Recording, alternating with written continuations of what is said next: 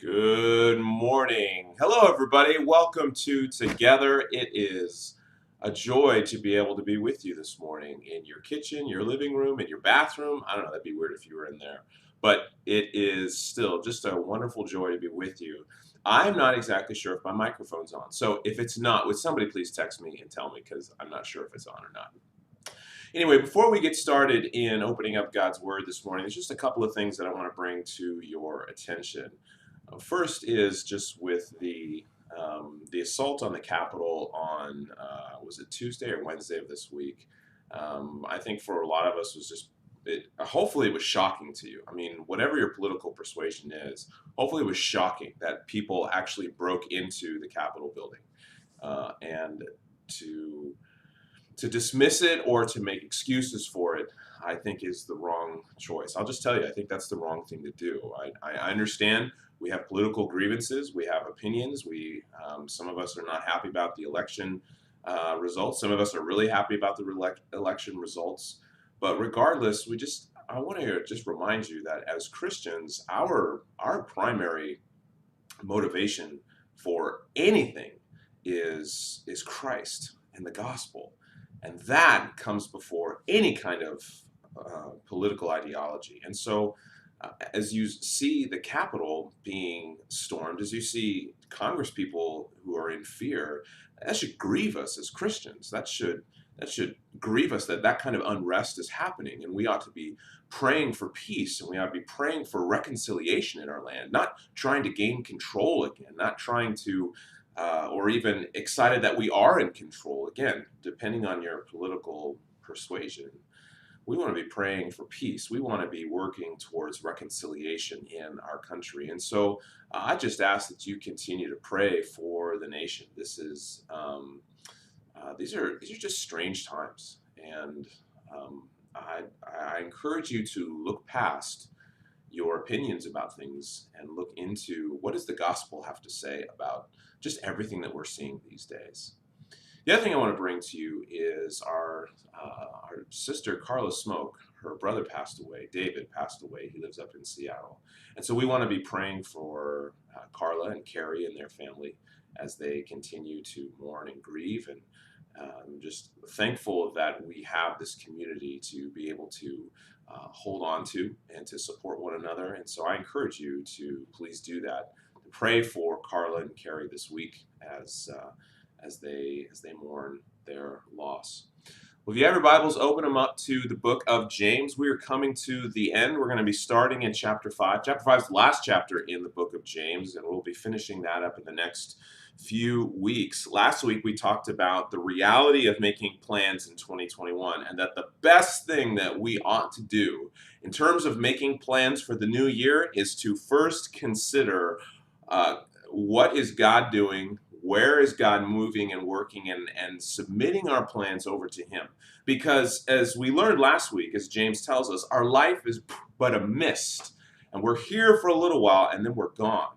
And what we ought to be doing is asking the Lord, what do you want me to do? Where do you want me to go? How do you want me to live my life? And I'm going to make my plans, but I'm going to always put them before the Lord. And so that was last week. This morning in James 5, James gives us one of the most brutal and explicit warnings, specifically in the text, it's to the rich, to those that are wealthy. And it's one of the most brutal warnings in all of the the New Testament. And so we're going to look at that and understand what is James trying to say. But something to remember before we jump into this text. Whenever we read the Bible, we need to understand something, that all of us, every single person who reads the scriptures, brings some sort of bias to their understanding of the text.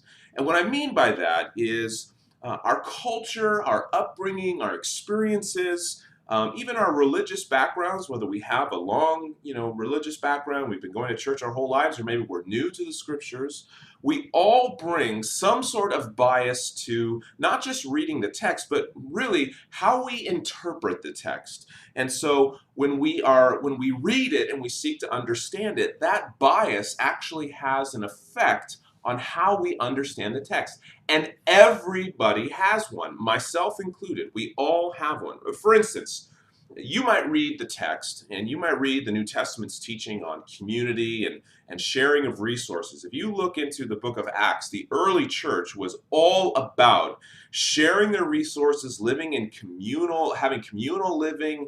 Nobody, in fact, specifically it says that no one took ownership of their own things. Just they pretty much just put it in a big pile and said, hey, whoever needs something, just, take it, right?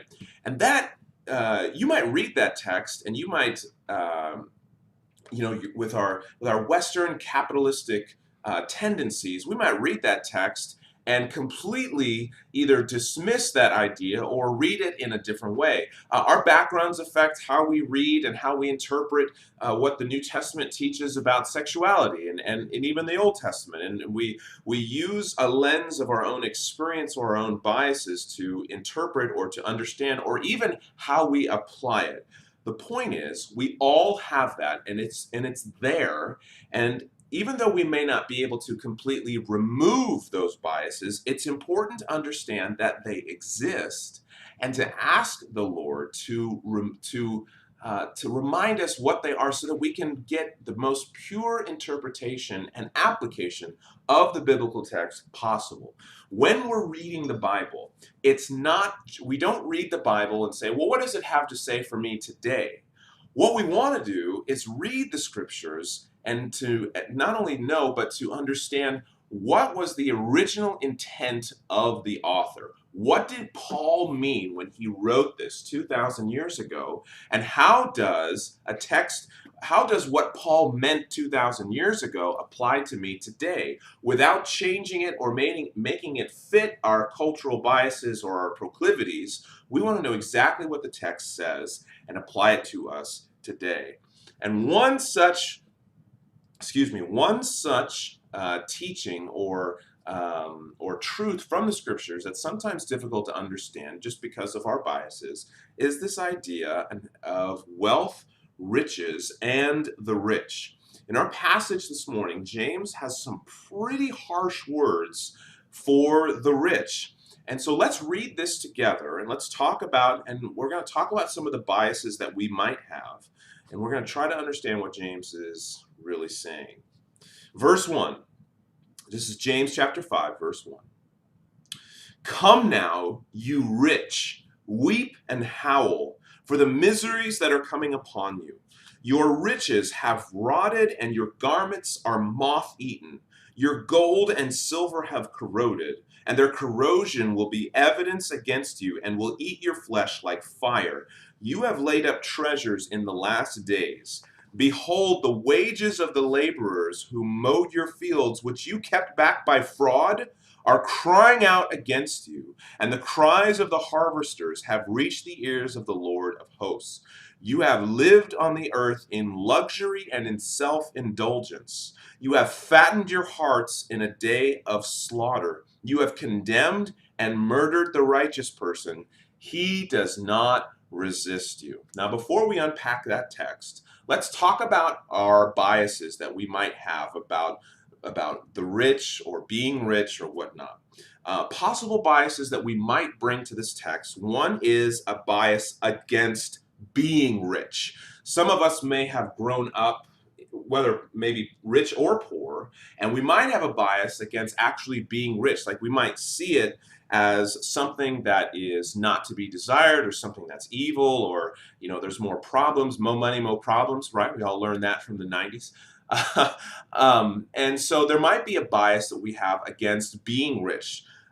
Secondly, there might be a bias against the rich, like people who actually are rich. Now, this one is a little bit more popular, and this one's easy to jump on board. And it's easy to kind of lump accusations against people who are rich or people who are wealthy or who have extra resources, right? And that they're greedy and that they're holding it back for themselves or they got it by ill gain or that the only reason why they are rich is because they held somebody back or they inherited it. And we have all of these biases against people who have money or have wealth, have riches. A third bias that we might have is a bias that I'm not rich. that I don't fall into the category of who James is talking to. So that's not me. And we'll talk about that in just a moment. But here's some good truths to remember, okay? So those are our biases, but here's some good truths to remember. And if you're following along, there's some fill-ins on your half sheet that might be helpful. Again, the possible biases are, we'll go back to those. The possible biases are a bias against being rich, number two, a bias against the rich, or number three, a bias that I'm not rich. But here's some truths to remember. The first one is this: it's not a sin to be rich or wealthy or to have an abundance. That's not a sin. If it was a sin, then I'm not sure what God was doing when he blessed people like David or Solomon with great wealth, with great resources. It's not a sin to be wealthy. There are some amazingly godly, generous, humble people who have an abundance, who have wealth, who have worked hard and have earned quite a sizable uh, abundance. Sorry. And that's not wrong. That's not sinful. Secondly, in terms of good truths for us to remember, it's not holy to be poor. Okay? Number one is it's not a sin to be rich, but secondly, it's not necessarily holy to be poor.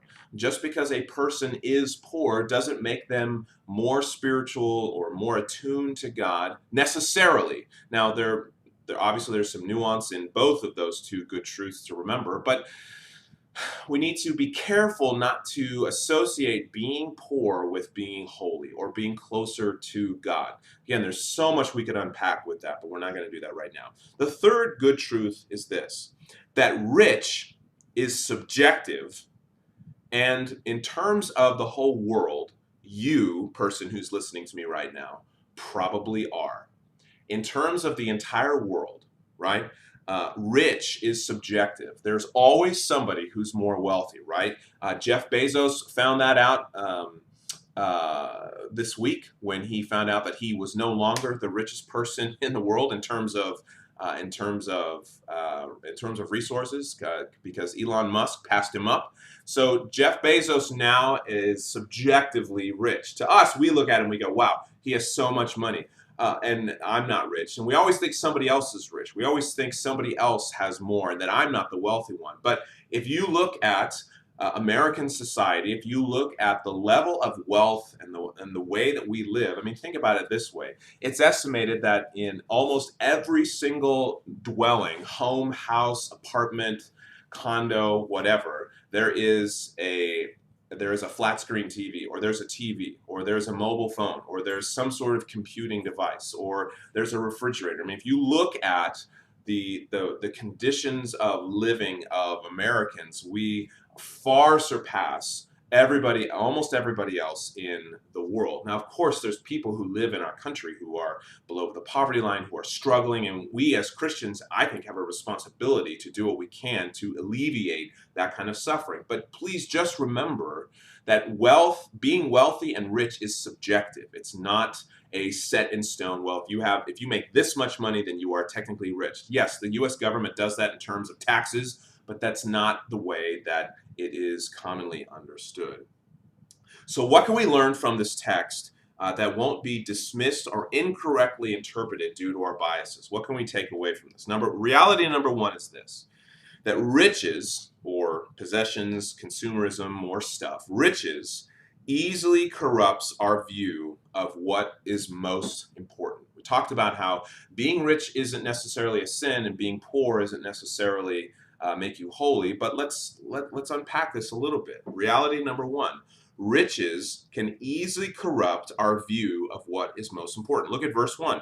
Come now, you rich, weep and howl for the miseries that are coming upon you. Your riches have rotted, and your garments are moth-eaten. Your gold and silver have corroded, and their corrosion will be evidence against you, and you will eat your flesh like fire. You have laid up treasures in the last days. Now you're like, what in the world does all of that mean? How does that apply to, or how does that relate to riches corrupting our view of what is most important.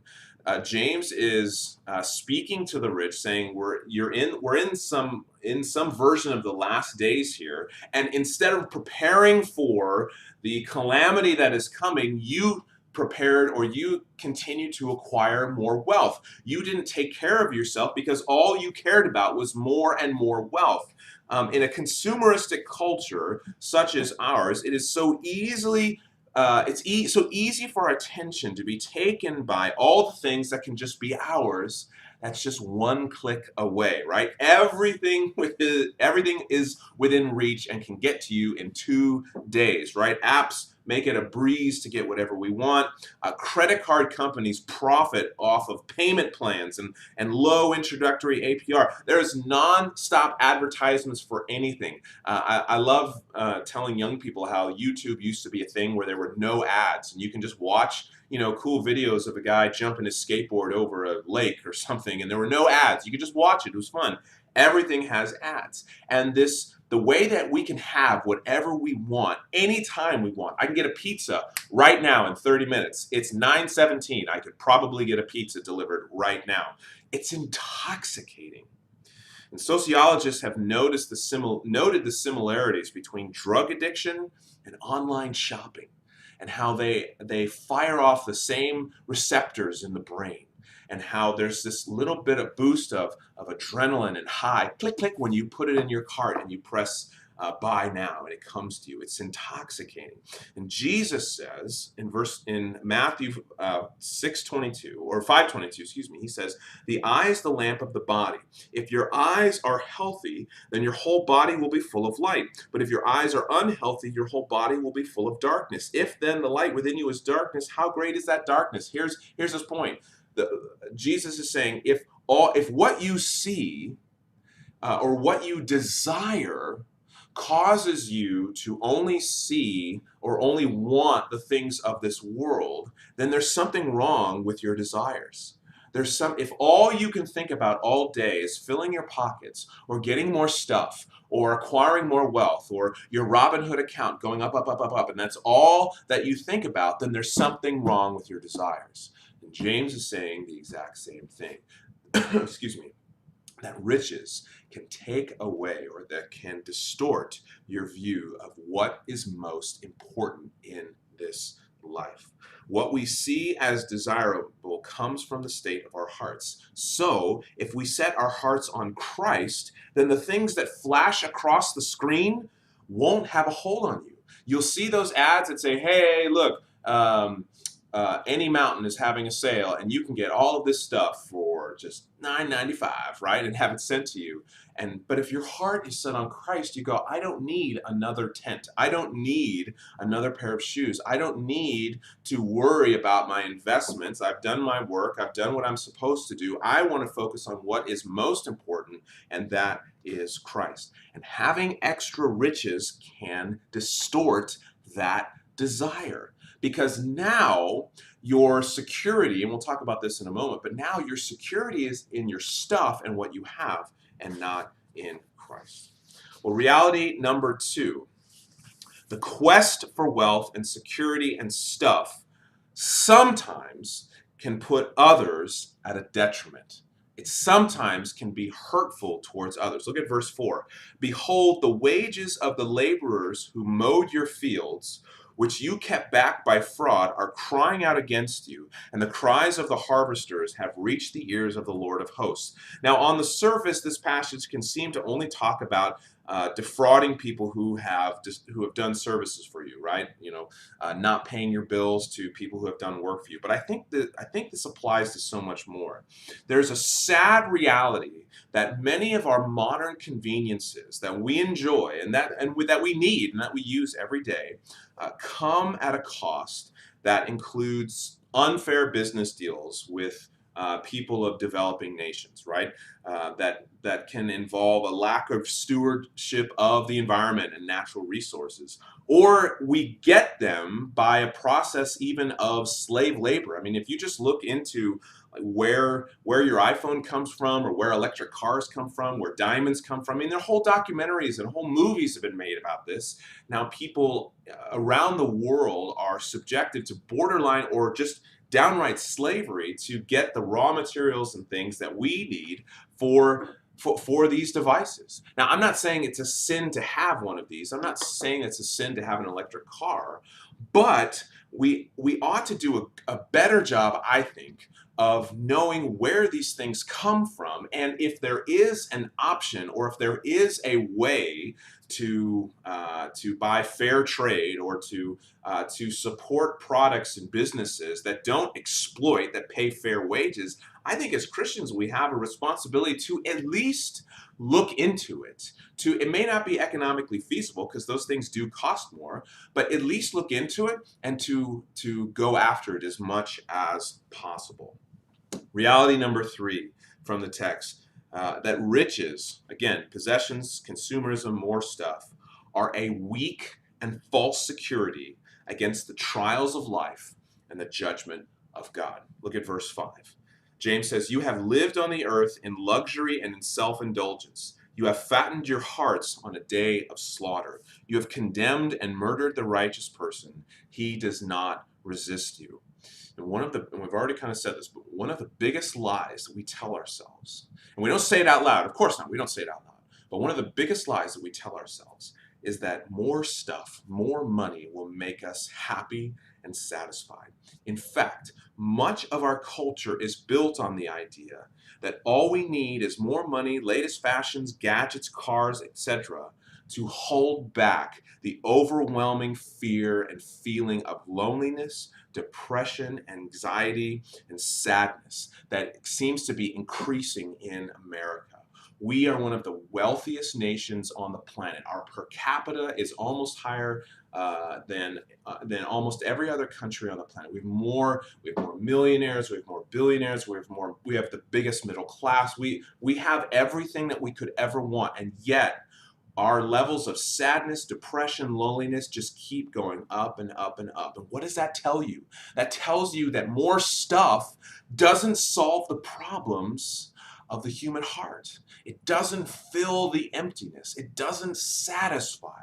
And yet we continue to buy into, pun intended, we continue to buy into the idea that if I just have a bigger house, move to a better area, then I'll be happy, then I'll be satisfied, then I will be okay. And it's not enough. It's not enough. Because if that were true, if having more stuff was the way to live, to hold back the feelings of loneliness and oppression, to hold back the spiritual darkness that overwhelms, then Jesus would never have said that blessed are the poor in spirit, blessed are the meek, and blessed are those that mourn. Jesus himself probably wouldn't have been poor. Now again, James, understand this. James is not speaking or teaching that it's wrong to be wealthy, that it's wrong to have financial security. Those are not wrong or bad things, but they can become, and we've talked about this idea, they can become ultimate things. They can become idols. And James's warning here to all of us is to be vigilant about whether or not our lives, our hearts are ruled by the idol of wealth and riches and stuff, or is it ruled by Jesus? Jesus himself says this, "Is it worth gaining the whole world, yet lose your soul?" Well, here's some takeaways for us before we break up into our Zoom groups. Number 1, any riches and comfort and security that we might have that come into our lives is meant to be stewarded for the purposes of God's kingdom before our comfort. Anything that we have that God brings into our life is meant to be stewarded for the purposes of God's kingdom before our comfort. Whatever you have, whatever that perfect gift is from above that you have, that God gave you, it's primarily and first of all to be used for God's kingdom before you. The same is true. Any good thing that I have is to be used for God's kingdom. That includes your house, your car, your money, your resources, your time, anything that you have. Secondly, and this might come as a shock, but listen to this. Any poverty that comes into our lives is allowed by a generous God who knows exactly what we need and is ready to provide it, to provide whatever we need. It might be strange to hear that sometimes God will allow poverty into our life, but He does. At times, He does allow us to have less than what we think we need.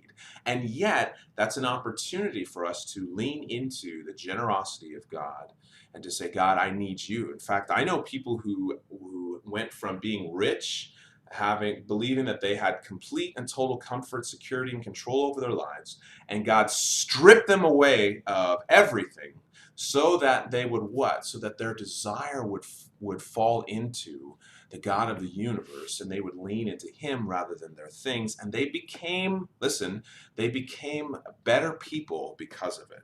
Finally, last takeaway. I'm going long, I apologize. Last takeaway, our ultimate hope and security is not found in earthly things, but found in the promises of God. That is where our ultimate hope comes from. And we need to be very, very careful that we do not put our hope in things in this world that are going to burn and are going to be destroyed in the end. That our hope needs to remain in Jesus. Well, we're going to get into our discussion groups, and so I invite you to, as soon as we're done here, to go downstairs into the description box to click on the Zoom link, and we'll get into some discussion. God bless you. Thank you so much for being with us today. Look forward to sharing that discussion time with you.